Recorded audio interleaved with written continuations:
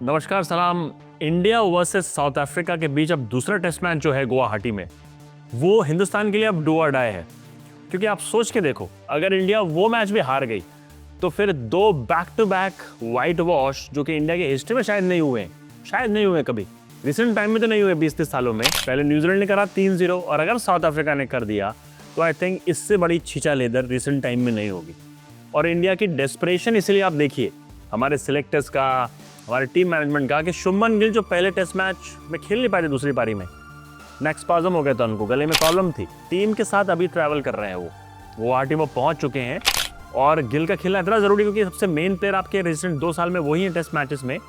तो इतना डेस्परेशन है कि मैच के एंड तक उनकी फिटनेस को चेक किया जाएगा कि भैया वो फिट हो पा रहे हैं, अगर हो गए तो उन्हें खिला दिया जाएगा। और इसी चक्कर में आप देखो, कोई रिप्लेसमेंट भी अनाउंस नहीं किया इंडिया ने, वो जो कि वो कर सकते थे।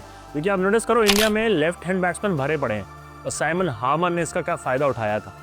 तो अगर आप मतलब सिंपल सी बात है, अगर शुभमन गिल नहीं खेलते हैं तो फिर उसकी जगह साई सुदर्शन आएंगे टीम में, जिनको पहली बार खिलाना चाहिए था। पहली बार तो उन्हें ड्रॉप कर देगा सडनली, रन बनाए 87 उन्होंने भी रिसेंटली, उनको बाहर कर दिया। तो मतलब अभी सिलेक्शन समझ में नहीं आ रहा है।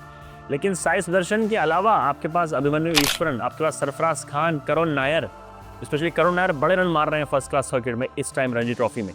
भले सरफराज खान का बल्ला वैसा नहीं चल रहा है, लेकिन वो बंदा भी प्रूव कर चुका है अपने आप को टेस्ट मैचेस में, स्पिन को बड़ा अच्छा खेलता है। और गुवाहाटी में इंडिया एक बार फिर से, आई थिंक ये बैकफायर ना कर जाए, एक बार फिर से जो करा है पिछले 4 टेस्ट मैचों में, न्यूजीलैंड और अभी साउथ अफ्रीका के साथ एक हुआ है, अगला विकेट भी टर्निंग विकेट इंडिया दे रही है साउथ अफ्रीका को। तो फिर से ये कहते नहीं सुसाइडल मिशन पे निकले हुए हैं। तो अगर ऐसा हो गया, अगर इंडिया मैच हार गई तो बहुत चेंजेस दिखेंगे। फिर आप देखना, कोचिंग पे फिर खतरा होगा। हिंदुस्तान के जो कोच है अभी गौतम गंभीर, स्पेशली उनकी जो रेड बॉल की कोचिंग है, टेस्ट मैचेस में रिकॉर्ड उठा के देखो आप, सबसे पुअर रिकॉर्ड है गंभीर का रिसेंट टाइम में। और एक ही रीज़न होगा उनको फिर करने का, कि जो एडमेंट है ना वो, कि नहीं टर्निंग ट्रैक इसी से हम लोग जीतेंगे, इंडिया को जिताएंगे घर में, तो वो बैकफायर ना कर जाए।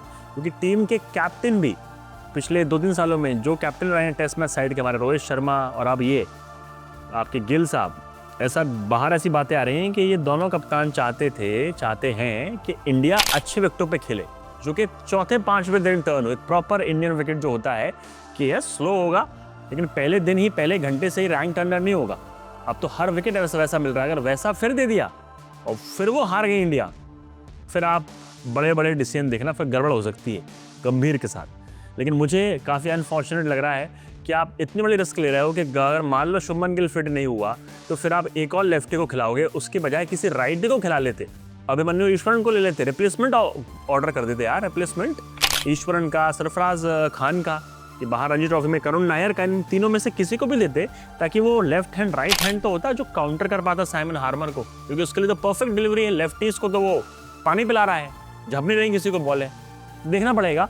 तो I think next test match जो होगा वो आई थिंक बहुत मायने में, इंडिया जिस प्रेशर में टेस्ट मैच को अब खेलने वाली है वो बड़ा कमाल होगा। और वो यही ट्रू टेस्ट पता लगता है टीम का भी, कि इंडिया जो इतनी वर्ल्ड क्लास टीम है, और स्पेशली घर में यार, कभी ना हारने वाली टीम थी यार, किला था है जिसको कोई भेद नहीं पाता था। अब आखिरी 6 में से 4 हारे हैं टेस्ट मैचेस, और अगर ये सीरीज हार गए, 2 back to back white wash, भाई चुल्लू पर पानी में डूब मरेंगे सीरियसली।